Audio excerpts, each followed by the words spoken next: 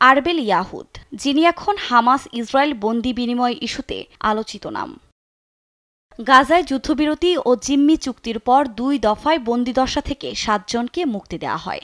তবে বিপত্তি বাধে হামাসের কবজা থেকে দ্বিতীয় দফায় ৪ ইসরায়েলি নারী সেনাকে মুক্তির পর। নেতানিয়াহু প্রশাসনের দাবি, আরবেল ইয়াহুদ নামে এক নারীকে মুক্তি দেওয়ার কথা থাকলেও হামাস কথা রাখেনি। এতে গোষ্ঠীটির বিরুদ্ধে চুক্তি লঙ্ঘনের অভিযোগ এনে লাখো গাজাবাসীকে উত্তর গাজায় প্রত্যাবর্তন আটকে দেয় ইসরায়েল। যদিও পরে চলতি সপ্তাহের মধ্যে আরও ৬ ইসরায়েলি জিম্মিকে মুক্তি দেওয়া হবে, তাদের মধ্যে রয়েছেন আরবেল ইয়াহুদও। এমন ঘোষণার পর উত্তরে প্রবেশের পথ খুলে দেয় আইডিএফ। এরপর থেকেই আন্তর্জাতিক গণমাধ্যমের শিরোনাম হচ্ছেন ইসরায়েলি এই নারী জিম্মি।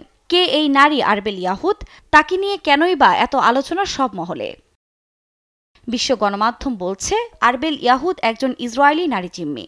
২০২৩ সালের ৭ অক্টোবর ফিলিস্তিনি ছিটমহলের সীমান্তের কাছে দক্ষিণ ইসরায়েলের একটি গ্রামে নিজ বাড়ি থেকেই তাকে আটক করে হামাস।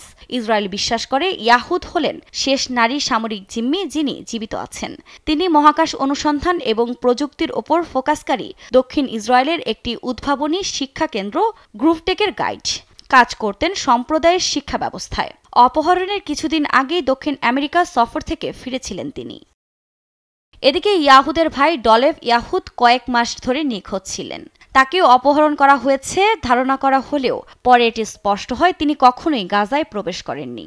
২০২৪ সালের জুনে নতুন পরীক্ষার মাধ্যমে তার দেহাবশেষ শনাক্ত করে ইসরায়েলি কর্তৃপক্ষ। যদিও ধারণা করা হচ্ছে ইয়াহুদ অন্য একটি গ্রুপ ফিলিস্তিনি ইসলামিক জিহাদের হেফাজতে থাকতে পারেন। তাকে আগামী শনিবারের আগে মুক্তি দেওয়া হবে বলেও ধারণা করা হচ্ছে। আফরিন মৌ, নিউজ ডেস্ক, দেশ টিভি।